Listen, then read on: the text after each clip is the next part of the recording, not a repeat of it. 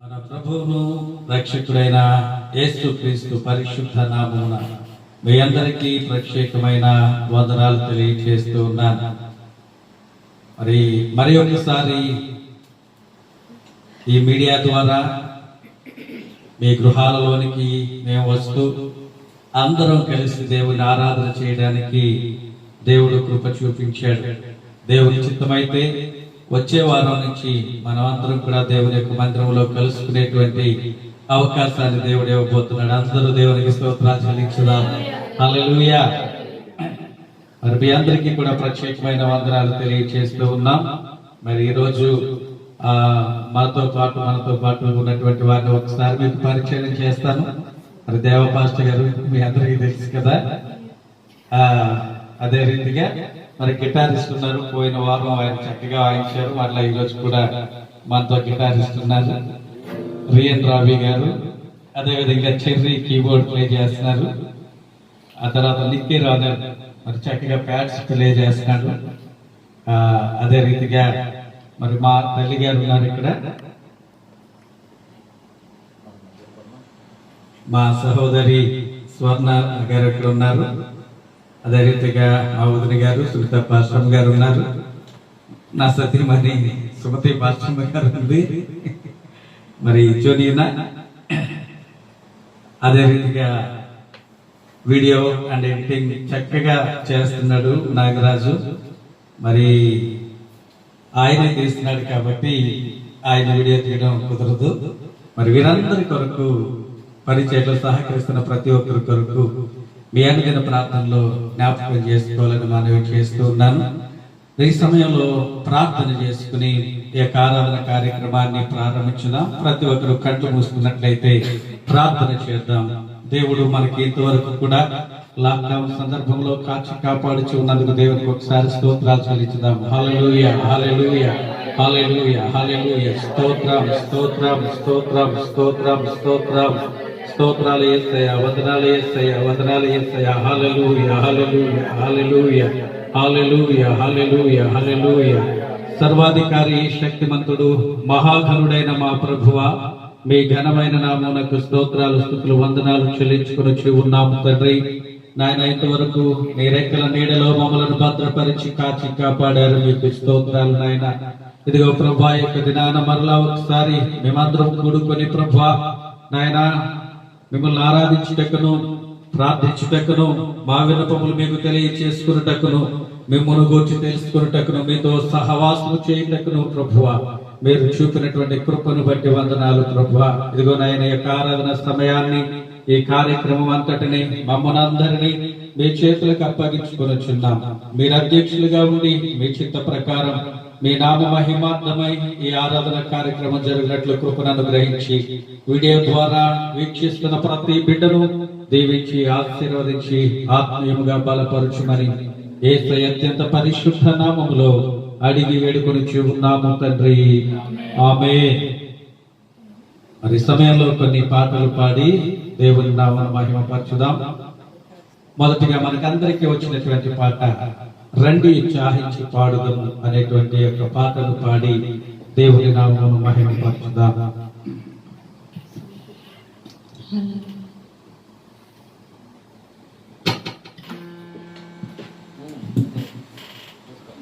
రండి ఉత్సాహించి పాడుదాము, రక్షణ దాతను మన ప్రభువే. రండి ఉత్సాహించి పాడుదాము, రక్షణ దాతను మన ప్రభువే. రండి కృతజ్ఞత స్తోత్రముతో రారాజ సన్నిధికి పోదాము. రండి కృతజ్ఞత స్తోత్రముతో రారాజ సన్నిధికి పోదాము. సత్ప్రభు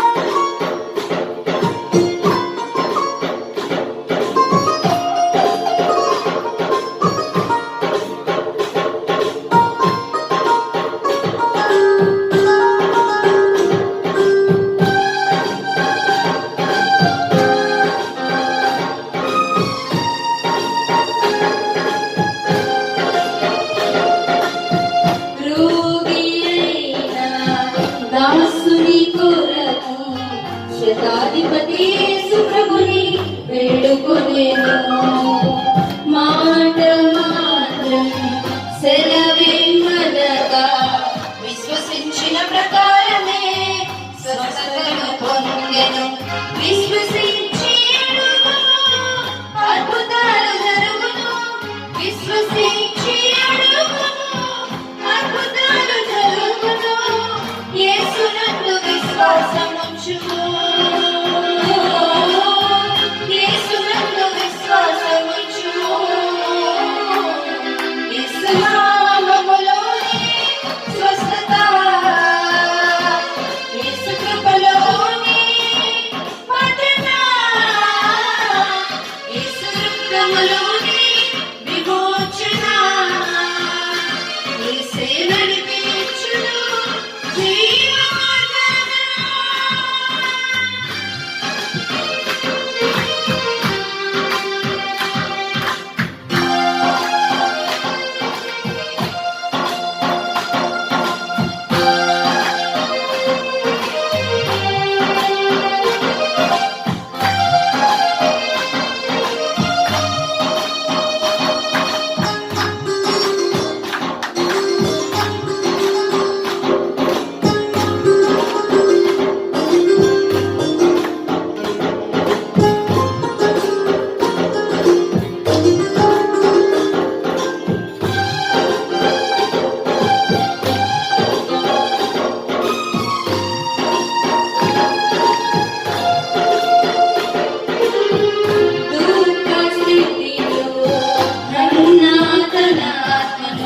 దేవుని సన్నిధిని రోపడి చేసి ప్రార్థించును. దీవింపబడెను, కుమారుని పొందెను. నీవు అడుగుము, నీకివ్వబడును. నీవు అడుగుము, నీకివ్వబడును. యేసుని ప్రార్థించుము, యేసుని ప్రార్థించుము. యేసు నామములోనే స్వస్థత, యేసు కృపలోనే భద్రత, యేసు రక్తములోనే విమోచన. యేసే నడిపించును జీవమార్గాన. యేసు దేవుని ఆశ్రయించుమా సోదరా సోదరీ, క్షణమే విశ్వసించుమా, తండ్రిని వేడుమా. గొప్ప కార్యాలు జరుగును ప్రియగితే. స్వస్థత లేక, సహాయము లేక సోలిపోయావా? యేసు నామములోనే స్వస్థత, యేసు కృపలోనే భద్రత, యేసు రక్తములోనే విమోచన. యేసే నడిపించును జీవమార్గాన.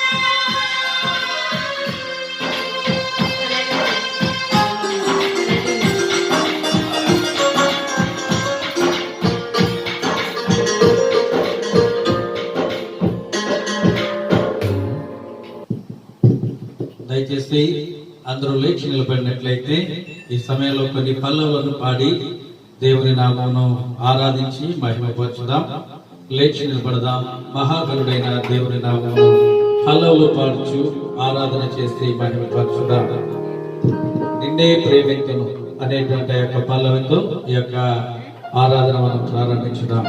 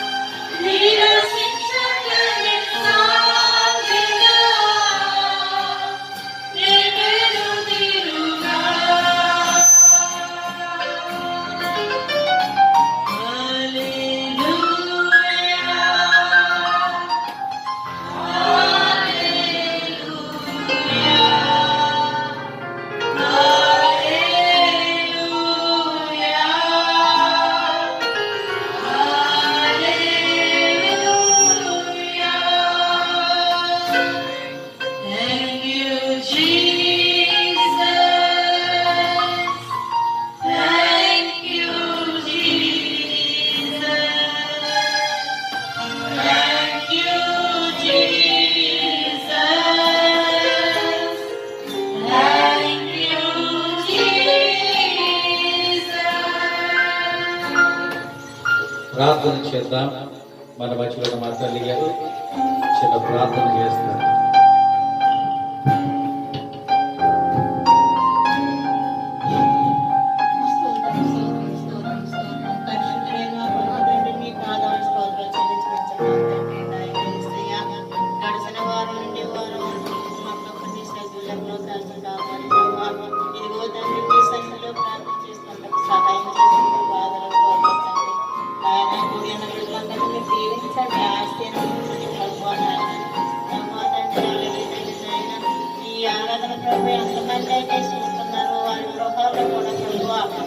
అందరినీ ఆశీర్వదించండి ప్రభువా. నాయన ప్రతి ఒక్కరూ కూడా మీ సన్నిధిలో ప్రార్థించి మీ దీవులు పొందుకునేటట్లు సహాయం చేయగలుగుతున్నాను ప్రభువా. తండ్రి ఎవరికి ఏ కొరకలు ఉన్నాయో ప్రభువా మీరు సహాయం చేయగలుగుతున్నాను ప్రభువా. అలాగే తండ్రి నాయన ఇదిగో ప్రభువా నాయన అనారోగ్యంగా నుండి స్వస్థపరచండి ప్రభువా. అలాగే తండ్రి నాయన ఇప్పుడు నీ యొక్క బిడ్డ ప్రభువా చెప్పబో వాక్యం నోటుకు నోరుగా ఉండి మీరు మాట్లాడండి. మీ పట్ల కోరుకున్నంత నింపండి ప్రభువా.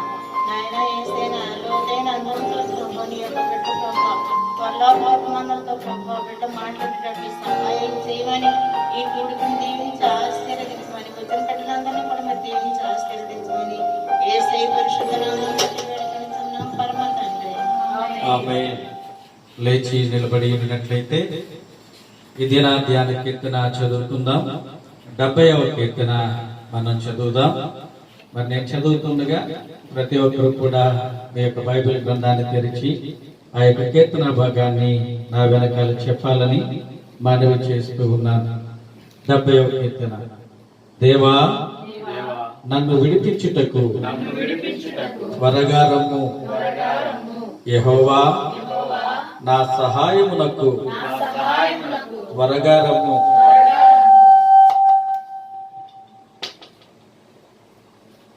నా ప్రాణము తీయగోరువారు సిగ్గుపడి అవమానముందుదురుగాక. నాకు కీడు చేయగోరువారు వెనుకకు మళ్లింపబడి సిగ్గునందుదురుగాక. ఆహా ఆహా అని పలుకువారు తమకు కలిగిన అవమానమును చూచి విస్మయముందుదురుగాక. నిన్ను వెదకు వారందరూ నిన్ను గూర్చి ఉత్సహించి సంతోషించుదురుగాక. నీ రక్షణను ప్రేమించు వారందరూ దేవుడు మహిమపరచబడునుగాక అని నిత్యము చెప్పుకొందురుగాక. నేను శ్రమల పాలై దీనుడనైతిని. దేవా నన్ను రక్షించుటకు త్వరపడి రమ్ము. నాకు సహాయము నీవే, నా రక్షణకర్తవు నీవే. యెహోవా ఆలస్యము చేయకుమి. వాక్యము దేవుడు దీవించునుగాక. దయచేసి అందరూ కూర్చోనండి. ఈ సమయంలో కొద్ది నిమిషాలు దేవుని యొక్క వాక్యాన్ని విందాం. దేవ పాస్టర్ గారు వాక్య పరిచయం చేస్తారు.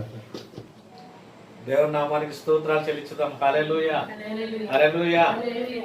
ప్రభునందు ప్రియ దేవుని ప్రజలైనటువంటి రాజమండ్రి ఇమానుయేల్ సంఘ సభ్యులందరికీను, అదేవిధంగా ఈ యొక్క వీడియో ద్వారా ఈ యొక్క కార్యక్రమాలు చూస్తున్న మీ అందరికీ కూడా ప్రభు అయినటువంటి యేసుక్రీస్తు నామమున ప్రత్యేక వందనాలు తెలియజేస్తున్నాను. అందరూ బాగున్నారండి? మరి యొక్క కరోనా వైరస్ సందర్భంగా మనందరూ మన గృహాల్లో ఉంచి ఉన్నాం. మన గృహాల్లో ఆరాధన చేస్తున్నాం. దేవుడు మనందరికీ త్వరితంగానే విడుదలను ఇవ్వబోతూ ఉన్నాడు. అందరం బట్టి దేవునికి స్తోత్రాలు చెల్లించుదాం. హల్లెలూయా. విడుదల ఇచ్చేవాడు ఆయనే. ఆయన యొక్క మంత్రములో మరి త్వరితంగా మనందరం కూడా ముఖాముఖిగా కలుసుకుని ప్రభువుని స్తుతించడానికి, ప్రభువుని ఆరాధించడానికి దేవుడి గొప్ప సమయాన్ని మనకి ఇవ్వబోతూ ఉన్నాడు. అందరిని బట్టి దేవునికి స్తోత్రాలు చెల్లించుదాం. హల్లెలూయా. అయితే ఈ యొక్క కరోనా వైరస్ వచ్చినప్పటి నుండి మన గృహాల్లో మనం ఏ విధంగా ఉన్నాం, ఏ విధంగా ప్రభువుని ఆరాధిస్తున్నాం, ఏ విధంగా ఉంచున్నాం? మొదటి స్థానాన్ని దేవునికి ఇస్తున్నామా లేదా? ఈ రోజున నా యొక్క వాక్య అంశము కూడా ఏమిటంటే, ప్రతి దినము దేవునితో మనం ప్రారంభించాలి. ఏంటండి? ప్రతి దినము కూడా మనము దేవునితో ప్రారంభించాలి. బైబిల్ గ్రంథంలో మనం చూసినప్పుడు కీర్తనకారుడు ఒక మాట అంటూ ఉన్నాడు. కీర్తనల గ్రంథము 5వ కీర్తన 3వ వచనంలో మనం చూసినప్పుడు అక్కడ ఒక మాట రాయబడి ఉంది. యెహోవా, ఉదయమున నా కంఠస్వరము నీకు వినబడను, ఉదయమున నా ప్రార్థన నీ సన్నిధిని సిద్ధము చేసి కాచి ఉందును. భక్తుడైనటువంటి దావీదు అంటున్నాడు, ఉదయమున నా ప్రార్థన నీ సన్నిధికి సిద్ధము చేసి కాచి ఉందును అని అంటున్నాడు. ఏక ప్రార్థన చేయటం, ఏక ఉదయకాల ప్రార్థన అనేటువంటిది ప్రతి మానవాళికి కూడా ఎంతో మంచిది. ఎందుకనంటే ఏక ఉదయకాలమందు భక్తులు ప్రార్థించారు. ఉదయకాలమందు వేకువజాముననే అనేక మంది భక్తులు దేవుని దగ్గర మోకాళ్ళు ఉన్నారు. ఉదయకాలం ముందు ప్రార్థించారు. మోకాళ్ళు ఉండి వారు ప్రార్థన చేస్తూ ఉన్నప్పుడు దేవుడు అనేక ఆశ్చర్య కార్యాలు చేస్తాడు, అనేక అద్భుత కార్యాలు చేస్తాడు. వారు ఏ విధంగా నడుచుకోవాలో, ఆ దినమంతా ఏ విధంగా ఉండాలో, ఏ విధంగా ఆలోచించాలో, ఏ విధమైనటువంటి పనులు చేయాలో, ఇవన్నీ కూడా ప్రభు అయినటువంటి దేవుడు చెప్పాడు. చెప్పిన విధంగా వారు చేశారు. వారు ఆశీర్వదించబడ్డారు, వారు దీవించబడ్డారు. మరి అనేక విపత్తుల నుండి వారు తప్పించబడ్డారు. అందుకే ఈయన అంటున్నాడు, కీర్తనకారుడు అంటున్నాడు, ఉదయమున నా కంఠస్వరము నీకు వినబడును, ఉదయమున నా ప్రార్థన నీ సన్నిధిని సిద్ధము చేసి కాచి ఉందునని అంటున్నాడు. చూడండి, ఉదయ కాలమందున ఈయన కంఠస్వరం ఆ దేవునికి వినపడే విధంగా ఏం చేస్తూ ఉన్నాడు. ఉదయ కాలమందు లేచి లేవగానే మొట్టమొదటిగా ఈయన తలంచేటువంటిది, నా ప్రభువుతో మాట్లాడాలి, నా ప్రభువుకి నా కంఠస్వరం వినిపింపచేయాలి. చూడండి ఎంత మంచిదో. ఈ యొక్క స్వరము ఉదయ కాలమందు దేవునికి వినిపిస్తూ ఉన్నాడంటే ఆ యొక్క దినము దేవునితో ప్రారంభిస్తూ ఉన్నాడు. ఈ యొక్క కీర్తనకారుడు దేవునితో ప్రారంభించి ఈయన ఏ విధంగా ఉన్నాడని అంటే, ఈయన ఎదుటిగా ఏ విధమైనటువంటి శోధన ఉన్నా, ఏ విధమైనటువంటి ఆపద ఉన్నా దేవునికి అప్పగించేవాడు, దేవుడి నుండి సమాధానం పొందుకునేవాడు, సంతోషంగా ఆయన ఉన్నటువంటి స్థలంలో నిద్రించేవాడు, మళ్ళా సంతోషంగా లేస్తా ఉండేవాడు. కారణం ఏమిటి అనంటే, మానవుల యొక్క బలము కంటే దేవుని యొక్క బలము చాలా గొప్పది. ఎందుకనంటే మనం ప్రార్థించినప్పుడు, ఆయనతో చెప్పినప్పుడు ఆయన యొక్క దక్షిణ హస్తము మనకి తోడుగా ఉంటుంది. దేవునికి స్తోత్రాలు చెల్లించడం. హల్లెలూయా. ఆయన యొక్క హస్తము మనకు తోడుగా ఉన్నప్పుడు ఏ యొక్క విరోధి కూడా మన దగ్గరికి రాడు. అందుచేతనే ఈ యొక్క ఉదయకాలమందు ఈయన స్వరము దేవునికి వినిపింప చేస్తున్నాడంట. మనం వినిపింప చేస్తున్నామా?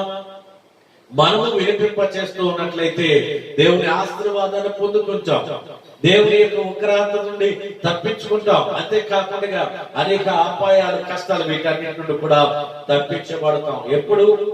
ఉదయకాలమందు లేచి లేవగానే మనం ఏం చేయాలంటే మన స్వరము దేవునికి వినిపించాలి.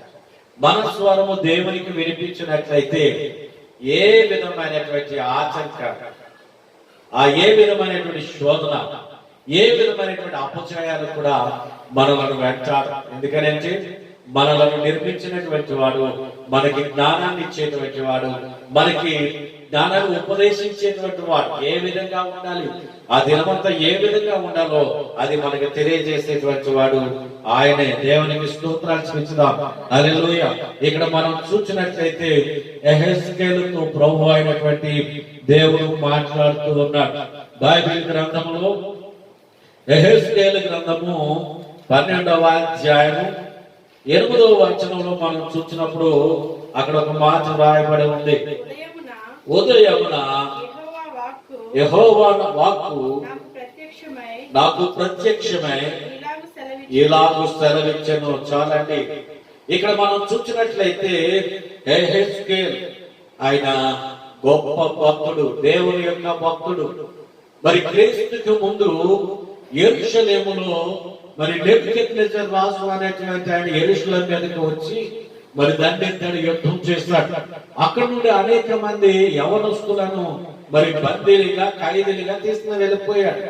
ఆ యొక్క బందీలలో ఉన్నటువంటి వాడు ఒక ఆయన యెహెజ్కేలు. మరి యెహెజ్కేలు అని అంటే మనం ఆలోచన చేసినట్లయితే యెహెజ్కేలు అని అంటే దేవుడే బలపరచును అనేటువంటి అర్థం వస్తూ ఉంది. ఈ యొక్క యెహెజ్కేలు కూడా ఆ యొక్క ఖైదీ చెరసాలకు తీసుకుని వెళ్ళిపోయారు. దేశము కానటువంటి దేశాన్ని తీసుకుని వెళ్ళిపోయారు. ఈయన ఒక యాజకుడు, ఒక మంచి ప్రవక్త. అంతేకాకుండా ఈయన దేవుళ్ళలో భక్తి కలిగినటువంటి వాడు. ఈయన చేసేటువంటి పని ఏంటంటే ఉదయ కాలమున మరి ప్రార్థించటం. ఏ పని చేయాలన్నా సరే ఈయన ఏం చేస్తుండేవాడంటే ఉదయ కాలమందు దేవుని అడుగుతూ ఉండేవాడు, ఉదయ కాలమందు ప్రార్థన చేస్తూ ఉండేవాడు. అయితే ఈయన దేశం మీదకి ఎవరైనా ప్రజలు దండెత్తి వస్తున్నప్పుడు, లేకపోతే ఆ ప్రజల ముందు ఏ విధంగా ఉండాలి, ఆ యొక్క ప్రజలను ఏ విధంగా సంహరించాలి, లేకపోతే ఏ విధంగా ఉండాలి అనేటువంటిది దేవుని అడుగుతూ ఉన్నప్పుడు దేవుడు ఈయనతో మాట్లాడుతూ ఉండేవాడు. యెహెజ్కేలు ఏ విధంగా ఉండాలో, ఏ విధంగా మసులు కావాలో అక్కడ ఆయన తెలియజేస్తూ ఉన్నాడు. అక్కడ తిరుగుబాటు చేసేటువంటి ప్రజలు అనేక మంది ఉన్నారు. ఆ ప్రజలందరి ముందు ఏ విధంగా ఉండాలో, ఏ విధంగా నడుచుకోవాలో యెహెజ్కేలుకి తెలియజేసినటువంటి దేవునికి స్తోత్రాలు చెల్లించిన హల్లెలూయా. అంతేకాకుండా యెహెజ్కేలు అనేటువంటి ఈయన విగ్రహారాధనను మరి ధైర్యముగా ఖండించినటువంటి ఆయన.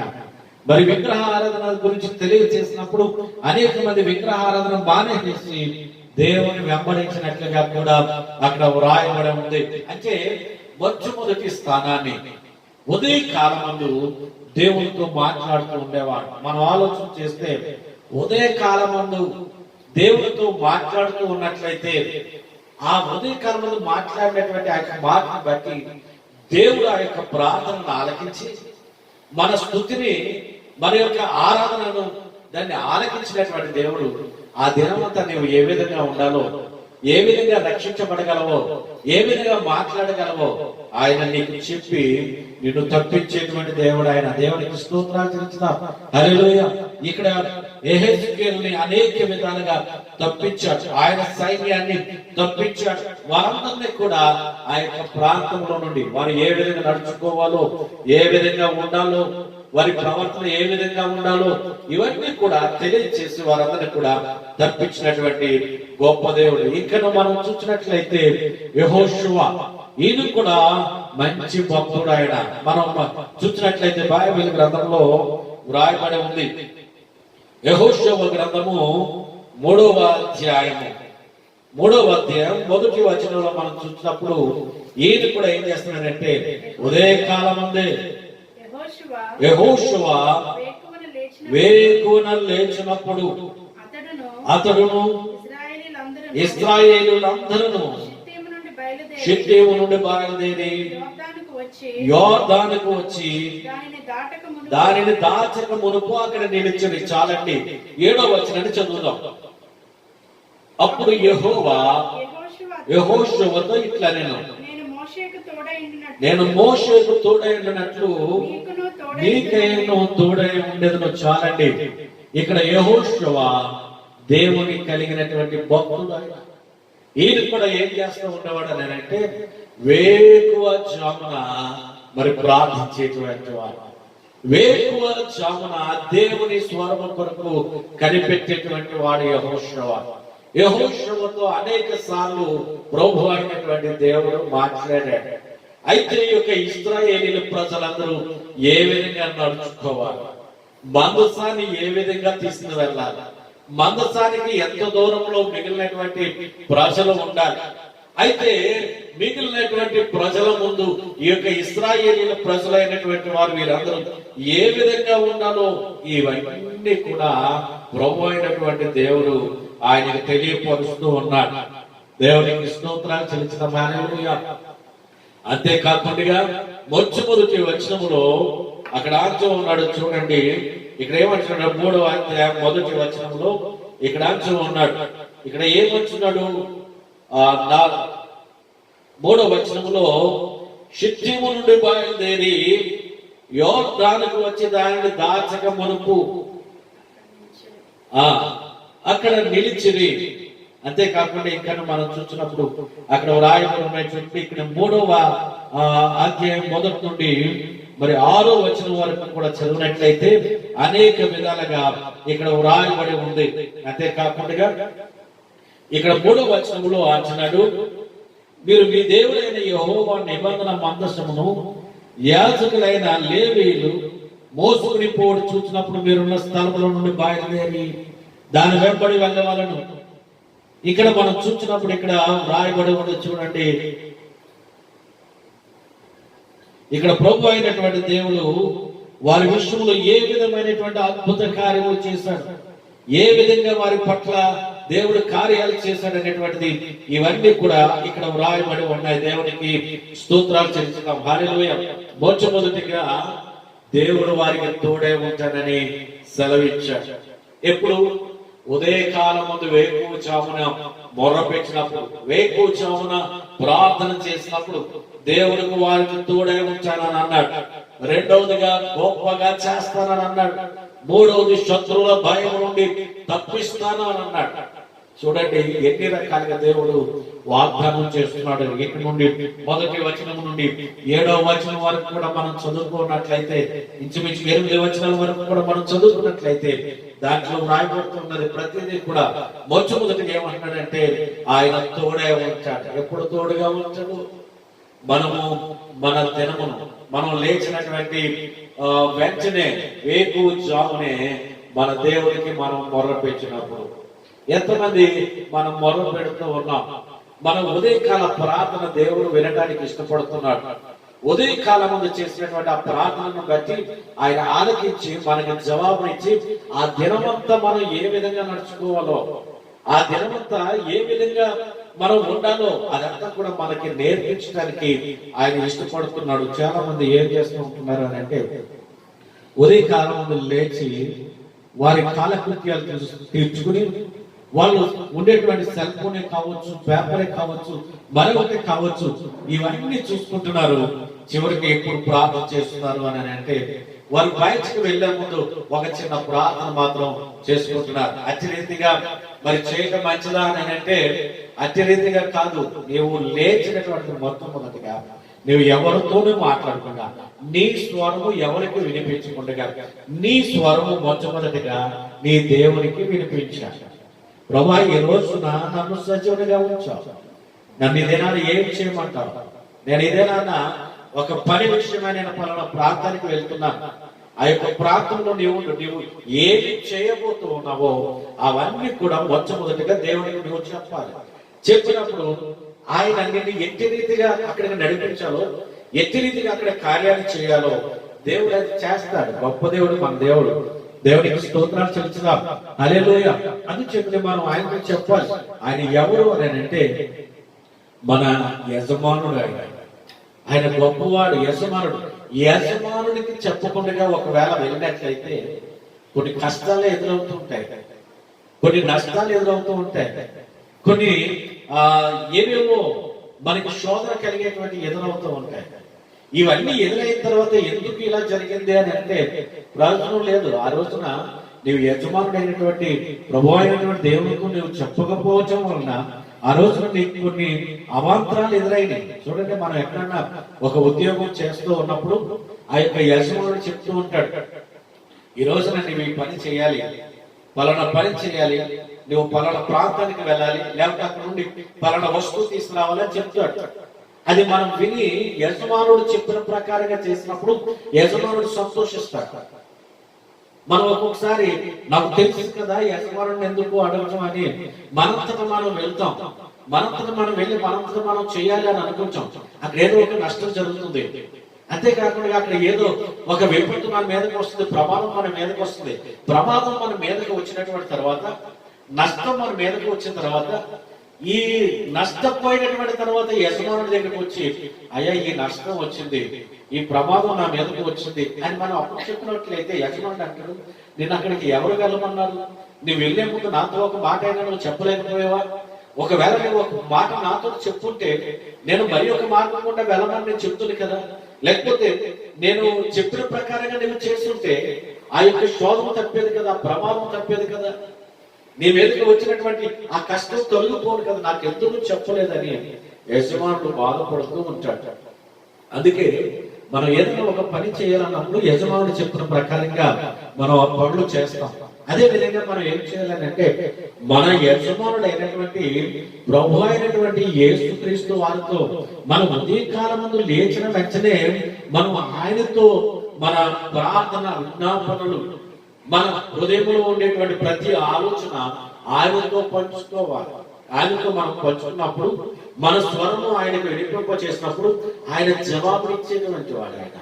అంతేకాకుండా ఆయన మనకి తగిన జ్ఞానాన్ని ఇచ్చేటువంటి వాడు, ఆయన మనకి ప్రేరేపించేటువంటి వాడు. ఏ పని చేయాలో, ఎక్కడికి వెళ్ళాలో, ఎట్టి రీతిగా నడుచుకోవాలో మరి యెహోషువను తప్పించాడు. యెహెజ్కేలు మరి ఆ యొక్క సైన్యంలో వారందరూ కూడా తప్పించినటువంటి దేవుడు మనల్ని కూడా తప్పించడానికి, మన స్వరాన్ని వినడానికి ఆయన దినదినము ఎదురు చూస్తూనే ఉన్నాడు. అయితే మనం ఏం చేస్తున్నాం? మన స్వరాన్ని వినిపింపు చేస్తున్నాం అని అంటే వినిపింపు చేయటం లేదు. చూడండి, ఈ శాసనంలో ఒక ఉదాహరణ తెలియజేస్తున్నాను. క్రొత్తగా పెళ్ళైనటువంటి చట్టం దొరుకుతుందాం. వారు మంచి రీతిగా ఈ మధ్య కాలంలో వివాహం అయినటువంటి తర్వాత ఆషాఢాలు అనేటువంటివి వచ్చి ఇద్దరిని కూడా ఎడబాటు చేసేస్తున్నాయి. మరి మన క్రైస్తవుల్లో కూడా చాలా మంది ఇటువంటివి పట్టించుకుంటున్నారు. కొంతమంది అతి రీతిగానే ఎడబాటుగా వెళ్ళిపోతున్నారు. ఒకవేళ భార్యని చక్కగా ప్రేమించి భర్త ఉన్నాడు, భర్తను ప్రేమించి భార్య ఉన్నారు, వారిద్దరూ ఎడబాటు కలిగింది, వారిద్దరూ వేరే వేరే ప్రాంతాలకు వెళ్ళిపోయారు. అయితే భర్త అనేటువంటి వాడు ఉదయం లేవగానే నా భార్య నాకు మెసేజ్ ఇస్తుంది అని, ఒకవేళ ఉదయం లేచి లేవగానే ఈ రోజున వాట్సాప్ లో మనం చూసిన మెసేజ్ వస్తున్నాయి, వెంటనే సెల్ ఫోన్ తీసుకుని ఆ సెల్ ఫోన్ లో చూసినప్పుడు భార్య మెసేజ్ ఏమీ రాలేదనుకుందాం. ఒకవేళ భార్య ఆన్లైన్ లో ఉంది కానీ మెసేజ్ పంపించలేదు, కానీ ఈయన కళ్ళు దేని కొరకు ఎదురు చూస్తున్నాయంటే భార్యను ప్రేమిస్తున్నాడు కాబట్టి నా భార్య ఏదో మెసేజ్ పెడుతుంది అని ఎదురు చూస్తున్నాడు. కానీ ఆమె ఆన్లైన్ లో ఉంది కానీ మెసేజ్ పెట్టలేదు. భర్త అనుకుంటూ ఉంటాడు, ఏంటి ఆన్లైన్ లో ఉంది, ఎవరితో మాట్లాడుతుంది, నాకు ఒక మెసేజ్ కూడా పెట్టలేదు అనేటువంటి ఒక విధమైనటువంటి అనుమానం వస్తుంది, బాధ వస్తుంది, ప్రశ్నించే విధంగా మారిపోతూ ఉంటాడు. అదే విధంగా భార్య కూడా అదే విధంగా అయిపోతూ ఉంటుంది. అటువంటి సమయంలో ఈయన యొక్క భర్త అనేటువంటి వాడు ఉదయం లేవగానే నా యొక్క మెసేజ్ కొరకు ఎదురు చూస్తూ ఉంటాడు కదండి. ఒకవేళ భార్య దాంట్లో మెసేజ్ పెట్టింది అనుకుందాం, భర్తకి గుడ్ మార్నింగ్ అని మెసేజ్ పెట్టింది అనుకుందాం. వెంటనే ఆ మెసేజ్ చూసి భర్త చాలా సంతోషిస్తాడు. ఇదిగో మొట్టమొదటిగా నా భార్య పెట్టినటువంటి మెసేజ్ నాకు కనిపించింది అని సంతోషించి ఆయన కూడా ఎంతో ప్రేమగా మళ్ళీ తిరిగి రిప్లై ఇస్తూ ఉంటాడు. అంటే సంతోషంతో రిప్లై ఇస్తాడు. ఆ తర్వాత మళ్ళీ ఎంత సమయానికి ఒకవేళ భార్య గాని లేకపోతే భర్త గాని రిప్లై ఇవ్వకపోయినా కంగారు పడరు, కోపపడరు. అదే విధంగా ఆ యొక్క ఉదయకాలం మందు నీవు చెప్పేటువంటి గుడ్ మార్నింగే కావచ్చు, ఆ యొక్క ప్రార్థనే కావచ్చు, మన ప్రభు అయినటువంటి దేవుడు కూడా దాని కొరకే ఎదురు చూస్తూ ఉన్నాడు. ఒకవేళ నువ్వు ప్రార్థించలేదనుకో, ఎందుకు ప్రార్థించలేదు, ఎందుకు ఉదయకాలం ముందు నీ కంఠస్వరము ఎందుకు వినిపించలేదు, ఆయన కూడా ఆతృతగా ఎదురు చూస్తూ ఉన్నాడు. నీ ఉదయకాలం ముందు లేచినప్పుడు వెంటనే నువ్వు ప్రార్థన చేసినట్లయితే నీ కంఠస్వరాన్ని వింటాడు, నీకు తగినటువంటి ఆలోచనను ఆయన ఇస్తూ ఉంటాడు. చాలా మంది ఏం చేస్తూ ఉంటారు అని అంటే, మరి దైవ సేవకులుగా మేము అడుగుతూ ఉంటాం, అయా ప్రార్థిస్తున్నారా, ఉదయకాల సమయమందు మరి మొర్ర పెడుతూ ఉన్నారా, దేవునికి మీ కంఠస్వరాన్ని వినిపిస్తున్నారా, లేకపోతే ప్రార్థన చేస్తున్నారా అని తెలియజేసినప్పుడు చాలా మంది అంటూ ఉంటారు, అయ్యా మరి పనుల భారం చేత మేము ప్రార్థన చేయలేకపోతున్నాం, అప్పుడప్పుడు ప్రార్థన చేస్తున్నాం అని అంటూ ఉంటారు. మరి అప్పుడప్పుడు ప్రార్థన చేస్తూ ఉన్నట్లయితే మరి భోజనం కూడా మనం అప్పుడప్పుడు చేస్తున్నామా మనం ప్రశ్నించుకున్నట్లయితే, మనకి ఎంత పని ఉన్నప్పటికైనా సరే, మరి ఎంత కష్టంగా ఉన్నా సరే, ఆ దినములో చేయవలసినటువంటి భోజనం 3 పూట్ల కూడా చక్కగా ఖచ్చితంగా భోజనం చేస్తాం. అది మర్చిపో. కానీ ఆ భోజనం చేస్తేనే మన బండి ముందుకు వెళ్తుంది, మనం ఏదైనా పని చేయగలం. భోజనం చేయకపోతే ఏ పని చేయలేం, నీరసం వచ్చేస్తూ ఉంటుంది. అదే విధంగా మన జీవితంలో ఆత్మీయంగా మనం బలపడాలి అని అంటే మొట్టమొదటిగా ఉదయకాల సమయంలో నువ్వు లేచిన వెంటనే నీ కంఠస్వరము దేవునికి వినిపించాలి, నువ్వు ప్రార్థన చేయాలి, ఆ దేవుని సన్నిధిలో నువ్వు మోకరించాలి, నువ్వు ఆరాధించాలి. ఇక్కడ దాన్ని దాచినాడు, స్వరమండలమా సితారా మేలుకొనండి, కీర్తన గ్రంథంలో అంటున్నాడు కదా, స్వరమండలమా సితారా మేలుకొనండి. ఆయన ఎందుకు మాట అంటున్నాడు అంటే ఆయన వాయించేటువంటి ఆ యొక్క సితారా, ఆయన స్వరము దేవుడికి వినిపించాలి, ఆయన వాయించేటువంటి వాయిద్యాలు, ఆయన పాడేటువంటి పాటలు, ఆ యొక్క ప్రాణం హృదయపూర్వకంగా ప్రభువుని ఆరాధిస్తూ ఉన్నాడు. దేవునికి స్తోత్రాలు చెల్లించడం హల్లెలూయా. ఎందుకనంటే ఈ రోజున నువ్వు ఆరాధించగలవు, ఈ రోజున నువ్వు ప్రార్థించగలిగిన శక్తి నీకు ఉంది, ఈ రోజున దేవుడు నీకు మంచి జ్ఞానాన్ని ఇచ్చాడు. కాబట్టి ఆ యొక్క జ్ఞానం బట్టి నువ్వు ఆరాధించాలి, ప్రార్థించాలి. ఒక ప్రియుడు ప్రియురాలి యొక్క ఆ యొక్క మెసేజ్ కొరకు ఎంతకైతే ఎదురు చూస్తున్నాడో అంతగా మన ప్రియుడైనటువంటి యేసుక్రీస్తు వారు మన ప్రార్థన కొరకు ఆయన ఎదురు చూస్తున్నాడు. దినదినము నిన్ను నన్ను తప్పించాలని, మన బాధ నుండి విడిపించాలని, మనకు సంతోషాన్ని ఇవ్వాలని, ఆరోగ్యాన్ని ఇవ్వాలని ఆయన దినదినం ఎదురు చూస్తున్నాడు. మనం ఎప్పుడైతే దేవునికి ఇవ్వవలసినటువంటి సమయాన్ని ఇవ్వకుండా ప్రార్థించకుండా ఆ యొక్క స్వరాన్ని మరి ఒకరికి వినిపించే విధంగా మనం చేస్తున్నామో ఆ రోజు వచ్చేటువంటి ఆ యొక్క తిప్పలు, లేకపోతే ఆ రోజు వచ్చేటువంటి ఆ శోధ నుండి మనం తప్పించుకోలేము. చూడండి, ఈ రోజున నువ్వు ఏ విధంగా ఉన్నావు, ఆ యొక్క నీవు లేచినటువంటి ఆ దినము నీవు ప్రభువుతో మొట్టమొదటిగా ప్రారంభిస్తున్నావా? నీవు లేచినటువంటి దినం మొట్టమొదటిగా ప్రభువుతో ప్రారంభిస్తే నీవు దీవించబడతావు, నీవు ఆశీర్వదించబడతావు. నువ్వు ప్రభువుతో ప్రారంభించకపోతే ప్రయోజనం లేదు.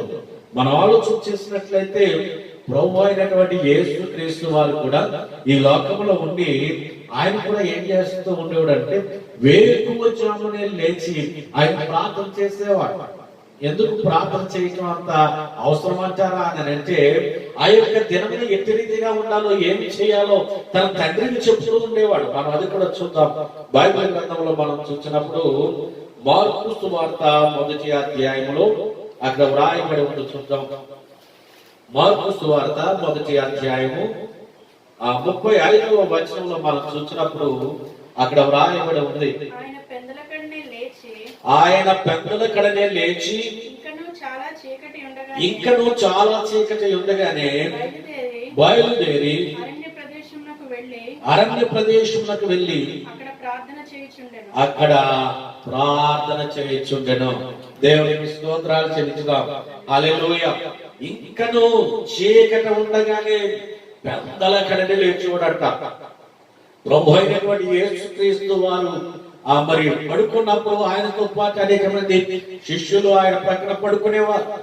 అయితే మరి వారెవరికి తెలియకుండా, వారెవరికి డిస్టర్బెన్స్ కలగకుండా, వారెవరిని లేపకుండా యేసు ప్రభు వారు ఏం చేస్తూ ఉండరు తెలుసా? వారందరి మధ్యలో నుండి నెమ్మదిగా, వారెవరికి తగలకుండా నెమ్మదిగా అక్కడి నుండి బయటకు వెళ్ళిపోయి అరణ్య ప్రదేశానికి వెళ్ళిపోయి అక్కడి నుంచి ఒకవేళ వెనక చూసినట్లయితే వీరెవరు లేచేవారు కాదు, వీరందరూ ఇంకా పడుకుని ఉండేవారు, నిద్రిస్తూ ఉండేవారు. మరి యేసు ప్రభు వారు అక్కడికి వెళ్ళిపోయి అరణ్యంలోకి వెళ్ళిపోయి అక్కడ మోకరించి ప్రార్థన చేసేవారు. మోకరించి ఉదయ కాలం అందే తండ్రికి మరి నిజంగా మనం చెప్పినట్లయితే ఒక గుడ్ మార్నింగ్ చెప్పేవాడు. దేవుడి స్తోత్రాలు చెల్లిస్తాం. హల్లెలూయా. మనం ఉదయ కాలం అందు లేచి గుడ్ మార్నింగ్ ఏ విధంగా చెప్తున్నామో ఉదయ కాలం అందు లేచి తండ్రికి తన స్వరాన్ని వినిపిస్తూ ఉన్నాడు.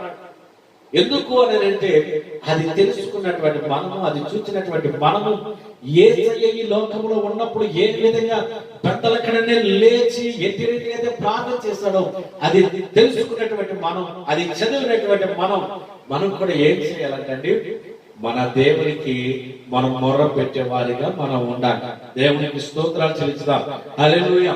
ఎప్పుడైతే మనం మొర్ర పెడతామో, ఎప్పుడైతే మనం ప్రార్థన చేస్తామో ఉదయాన్నే మనం ప్రార్థన చేస్తామో అటువంటి సమయంలో మనకి జరిగేటువంటిది ఏమిటి అక్కడ చూద్దాం.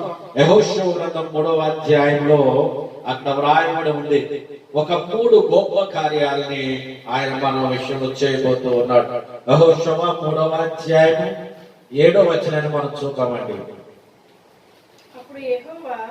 అప్పుడు యెహోవా యెహోషువతో ఇట్లనెను, నేను మోషేకు తోడై ఉండినట్లు నీకును తోడై ఉండును. చాలండి, దేవునికి స్తోత్రాలు చెల్లించుదాం. హల్లెలూయా.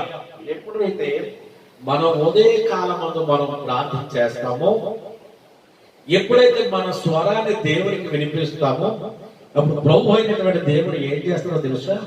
మోషేకు తోడై ఉన్నట్లుగా దేవుడు యెహోషువకు తోడై ఉంటానని సెలవిస్తూ అన్నాడు. మోషేకు యెహోషువకి తోడై ఉన్నటువంటి దేవుడు ఈ రోజున నీవు నేను కూడా ఉదయకాలం అందు పెద్దలక్కడ నేను లేచి దేవుడికి మొరపెట్టినట్లయితే వారికి తోడుగా ఉన్నటువంటి దేవుడు మనకి కూడా తోడుగా ఉంటాడు. దేవునికి స్తోత్రాలు చెల్లిస్తాం. హల్లెలూయా. అంతేకాకుండా కీర్తన గ్రంథం 91వ కీర్తనలో అక్కడ ఉన్నాడు చూడండి. 91వ కీర్తన 15వ వచనం అంటాడు, శ్రమలో నేను అతనికి తోడై ఉంటాను. నువ్వు పడుకున్నప్పుడు ఏ విధంగా పడుకున్నావో, ఏ విధంగా ఆలోచించావో, ఏ విధంగా నీవు ఉన్నావో, మరి నీ మనసులో ఉండేటువంటి ఆ కష్టాలే కావచ్చు, ఆలోచనలే కావచ్చు, బాధలే కావచ్చు, నిన్ను భయపెట్టేవే కావచ్చు, నీ మనసుని పాడు చేసేవే కావచ్చు, లేకపోతే నీకు ఉద్రేకాన్ని కలిగించేవి కావచ్చు, ఏదైనా సరే నీ ఉదయ కాలం అందు నీ దేవుడితో నువ్వు చెప్పినప్పుడు ఆయన ఏం చేస్తాడో తెలుసా? ఆయన నీకు తోడుగా ఉంటాడు. ఆ యొక్క శ్రమలో నుండి, ఆ యొక్క ప్రతి విషయంలో నుండి కూడా ఆయన నిన్ను తప్పించడానికే ఆయన ఇష్టపడతాడు. మొట్టమొదటి నన్ను ప్రార్థన చేసినప్పుడు ఆయన నీకు తోడుగా ఉండేటువంటి దేవుడు. రెండవదిగా మనం చూసినప్పుడు యెహోషువ గ్రంథంలోని 3వ అధ్యాయంలోనే 7వ వచనంలోనే ఇంకొక మాట ఉంది చూడండి. నిన్ను గొప్ప చేయ మొదలు పెట్టును. రెండవదిగా అంటున్నాడు, గొప్పగా చేసేటువంటి దేవుడు, మన గొప్ప స్థితిలో ఉంచేటువంటి దేవుడు. ఎవరు కన్నుల ఎదుట ఎవరైతే నిన్ను బాధించారో, ఎవరైతే వేధించారో, ఎవరైతే ఇశ్రాయేలు ప్రజలు తరుముతున్నారో, ఎవరైతే ఇశ్రాయేలు ప్రజల మీదకి యుద్ధానికి రాబోతూ ఉన్నారో, ఎవరైతే విరోధస్తులు ఉన్నారో, వారందరి ముందు కూడా ప్రభువు ఏ విధంగా చేస్తాడంటే గొప్పవారిగా మనం చేస్తా ఉంటాడంట. దేవుడికి స్తోత్రాలు చెల్లించిన హల్లెలూయా. చూచారా, ఎప్పుడు మనల్ని గొప్పవారిగా ఉంచుతాడు, ఎప్పుడు మనల్ని తోడుగా ఉంచాడు అని అంటే ఆయనకి మన స్వరాన్ని వినిపింపజేసినప్పుడు, ఆయనతో మనం సహవాసాన్ని కలిగి ఉన్నప్పుడు, వేకుజామునే లేచి మనం ప్రార్థన చేసినప్పుడు ఆయన ఎలా ఉంచాడు? మనతో సహవాసాన్ని కలిగి ఉంటాడు, మనకు సన్నిహితుడిగా ఉంటాడు, మనకి తోడుగా ఉంచాడు. అంతేకాకుండా మనల్ని గొప్పవారిగా చేస్తాడంట. దేవునికి స్తోత్రాలు చెల్లించుదాం. హల్లెలూయా. ఆదికాండ గ్రంథంలో అబ్రహాము అంటున్నాడు, నిన్ను గొప్పగా చేస్తానంటున్నాడు. 12వ అధ్యాయము 2వ వచనంలో మనం చూసినప్పుడు అక్కడ వ్రాయబడి ఉంది. అబ్రహాము ఏమంటున్నాడంటే అక్కడ 12వ అధ్యాయము 2వ వచనంలో మనం చూసినప్పుడు, నిన్ను గొప్ప జనముగా చేసి నిన్ను ఆశీర్వదించి నీ నామమును గొప్ప చేయను, నీవు ఆశీర్వాదకరంగా ఉందువు. దేవునికి స్తోత్రాలు చెల్లించడం. హల్లెలూయా. ఈ యొక్క అబ్రహాము యొక్క మనసు ఎప్పుడు దేవుని కొరకు ఆలోచించేటువంటిదే. దేవుని కొరకు ఆలోచన చేస్తుంది. ఎప్పుడు కూడా ఆయన చెవుడు దేవుని స్వరాన్ని వినడానికి ఇష్టపడుతూ ఉండే.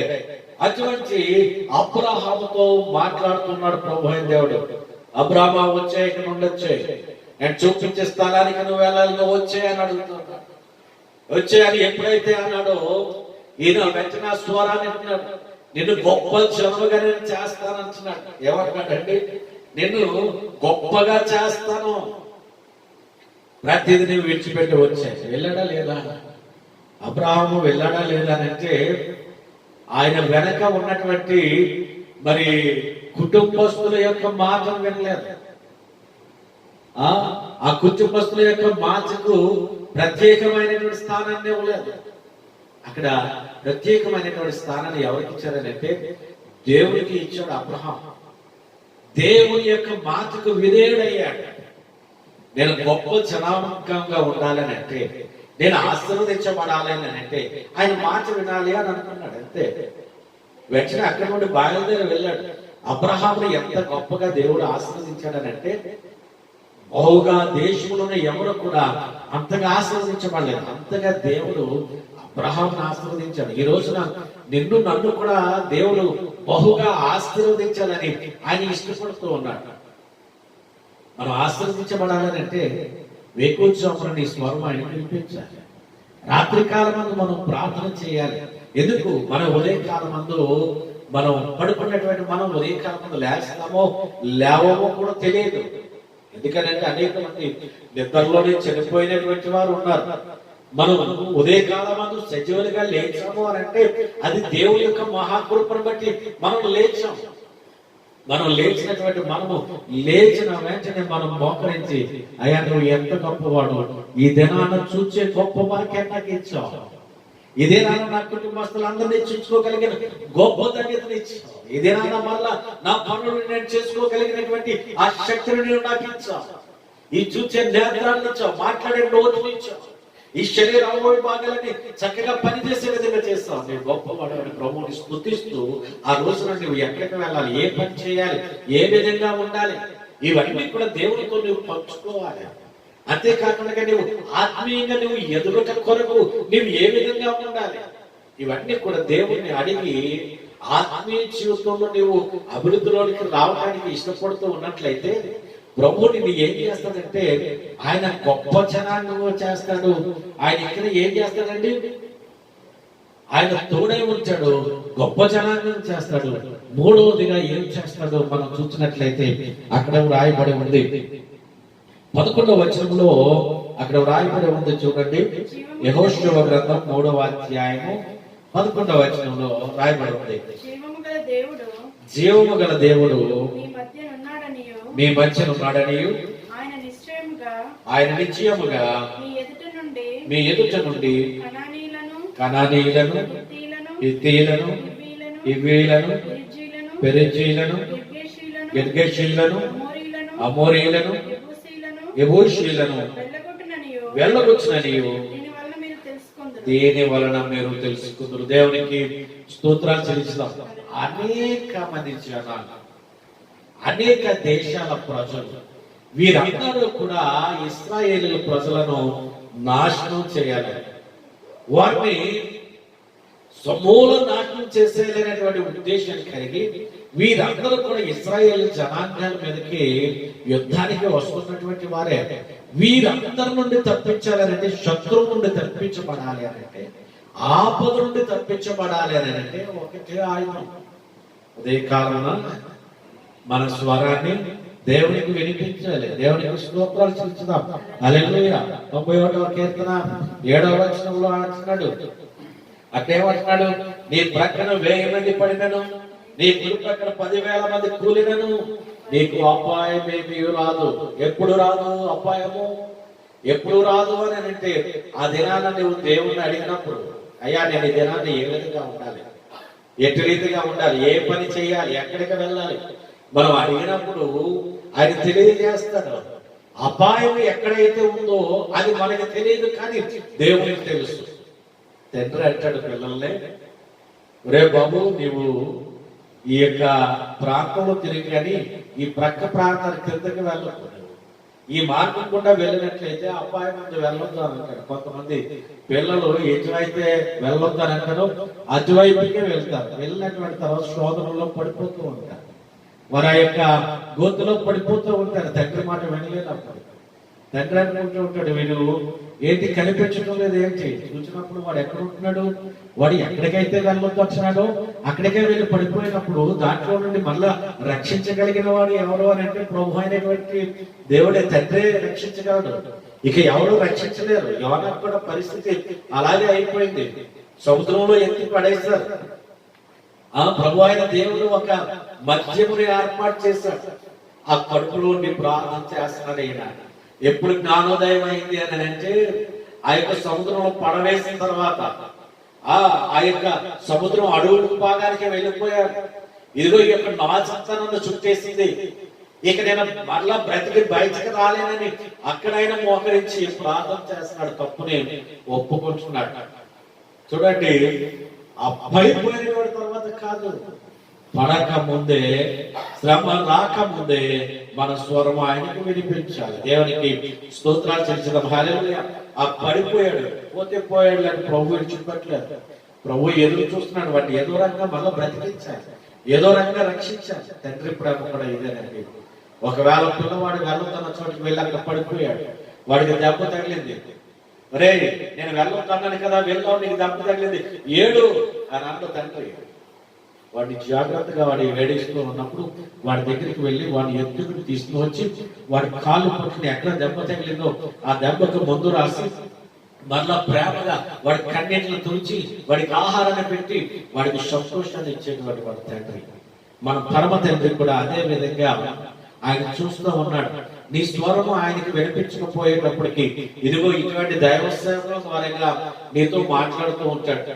ఈ యొక్క మాటలు నీ చెవిలో పడినప్పుడు నువ్వేం చేయాలని అంటే, అవును, నా స్వరము దేవునికి వినిపించకుండా నేను ఏవేవో కార్యక్రమాలు చేస్తూ ఉన్నాను, ఎవరెవరికో ఈ యొక్క మాటలు మాట్లాడుతున్నానని నువ్వు అనుకుని వెంటనే నీ స్వరమును నీ కుటుంబంలో కాకుండా వేరే వాళ్ళ కాకుండా మొట్టమొదటిగా దేవునికి వినిపించు. దేవునికి వినిపిస్తే ఆయన నీకు తోడుగా ఉంటాడు, నిన్ను గొప్ప చేస్తాడు, నేను శత్రువు నుండి ఆయన తప్పిస్తాడు. దేవునికి స్తోత్రాలు చెల్లించుదాం.